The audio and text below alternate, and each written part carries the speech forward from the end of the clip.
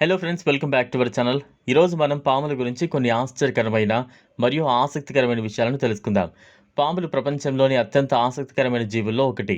కొన్ని పాములు చాలా ప్రమాదకరమైనవి కాగా మరికొన్ని మనుషులకు హానికరం కావు. వాటి జీవన విధానం, శరీర నిర్మాణం మరియు ప్రత్యేక లక్షణాలు ప్రకృతిలో చాలా ప్రత్యేకంగా ఉంటాయి. పాముల్లో అత్యంత విషపూరితమైన పాముల్లో కింగ్ కోబ్రా ఒకటి. ఈ నాగుపాము తన పడగను విప్పి భయంకరంగా ఉంటుంది. ప్రమాదం అనిపించినప్పుడు బుస కొట్టి కాటు వేయగలదు. అందువల్ల ఈ పాముల దగ్గర చాలా జాగ్రత్తగా ఉండాలి. వీటి జోలికి వెళ్ళకపోవడమే మంచిది. పాముల్లో ర్యాటిల్ స్నేక్ కూడా చాలా ప్రమాదకరం. ఈ పాము మనుషులను ఎక్కువగా కాటేసి పాముల్లో ఒకటిగా గుర్తించబడింది. ఇక ప్రపంచంలోనే అతి పొడవైన పాముల్లో ఒకటి రెటిక్యులేటెడ్ పైథాన్. ఈ భారీ కొండ చిలువ తన బలమైన శరీరంతో ఎలాంటి జీవినైనా బలంగా చుట్టి ఎముకలు విరగ్గొట్టి తర్వాత మింగేస్తుంది. అయితే అదృష్టవశాత్తు ఇవి ఎక్కువగా మనుషుల దగ్గరకు రావు. ప్రస్తుతం ప్రపంచంలో చాలా పాములు అంతరించిపోతున్న జీవుల జాబితాలోకి చేరిపోతున్నాయి. కారణం అవి జీవించే అడవులు తగ్గిపోవడం మరియు వాటికి దొరికే ఆహారం తగ్గిపోవడం. మొత్తం 3789 పాముల జాతులు ఉన్నాయి. వీటిని శాస్త్రవేత్తలు సుమారు 30 ఉపజాతులుగా విభజించారు. ఈ విభజన వాటి లక్షణాలు మరియు అవి నివసించే ప్రదేశాల ఆధారంగా చేయబడింది. పాములు తమ శరీర ఉష్ణోగ్రతను అంతర్గతంగా నియంత్రించలేవు. అందువల్ల అవి వేడి కోసం సూర్యకాంతిపై ఆధారపడతాయి. అందుకే చాలా పాములు ఉదయం లేదా సాయంత్రం సమయంలో ఎండల్లో కనిపిస్తాయి. పాముల్లో సుమారు 30% జాతులు గుడ్లు పెట్టవు. ముఖ్యంగా చల్లటి ప్రాంతాల్లో గుడ్లు పెడితే అవి పొదగడం కష్టంగా ఉంటుంది. అందుకే కొన్ని పాములు నేరుగా పిల్ల పాములనే జన్మనిస్తాయి. పాములకు కనురెప్పలు ఉండవు. అందువల్ల అవి మనుషుల్లాగా కళ్ళు మూసి తెరవలేవు. పాములు కళ్ళు తెరిచే నిద్రపోతూ ఉంటాయి.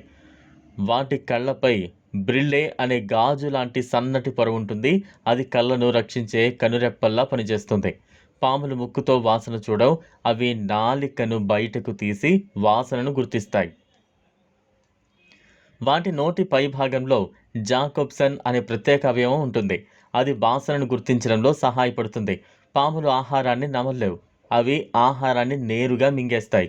అందుకే తమ తల కంటే పెద్దగా ఉన్న జీవులను కూడా అవి మింగగలవు. వాటి శరీర నిర్మాణం ఇందుకు అనుకూలంగా ఉంటుంది.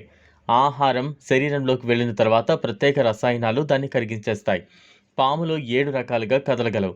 నేలపై, రాళ్లపై, గాజుపై, మంచులో, ఇలా వివిధ ప్రదేశాల్లో అవి వేర్వేరు విధాలుగా కదులుతూ ఉంటాయి. కొన్ని వేగంగా కదులుతాయి, కొన్ని నెమ్మదిగా వంకర్లు తిరుగుతూ కదులుతాయి. విషపూరితమైన పాములను గుర్తించడానికి కొన్ని లక్షణాలు ఉన్నాయి. విషం లేని పాములు కళ్ళల్లోని నల్లగుడ్డు గుండ్రంగా ఉంటుంది. కానీ చాలా విషపూరిత పాములలో అది సన్నటి గీతలా కనిపిస్తుంది. అయితే కొన్ని విషపూరిత పాముల్లో కూడా గుండ్రంగా ఉంటుంది. ఉదాహరణకు బ్లాక్ మాంబా, కోబ్రా మరియు తైపాన్. విషపూరిత పాముల తల సాధారణంగా త్రిభుజాకారంలో ఉంటుంది మరియు మెడ కంటే తల పెద్దగా ఉంటుంది. విషం లేని పాముల తల సాధారణంగా గుండ్రంగా ఉంటుంది. మరికొన్ని విషపూరిత పాముల కళ్ళు మరియు ముక్కు మధ్య వేడిని గుర్తించే చిన్న గొయ్యి లాంటి భాగం ఉంటుంది. దీని ద్వారా అవి వేడి రక్తం ఉన్న జీవులను సులభంగా గుర్తించగలుగుతాయి. కొన్ని విషపూరిత పాముల శరీరంపై మెరిసే రంగులు లేదా వజ్రం ఆకారంలో ఉండే డిజైన్లు కనిపిస్తాయి. నీటిలో ఈదే విషపూరిత పాములు తమ శరీరాన్ని ఎక్కువగా నీటిపై కనిపించేలా ఈదుతాయి.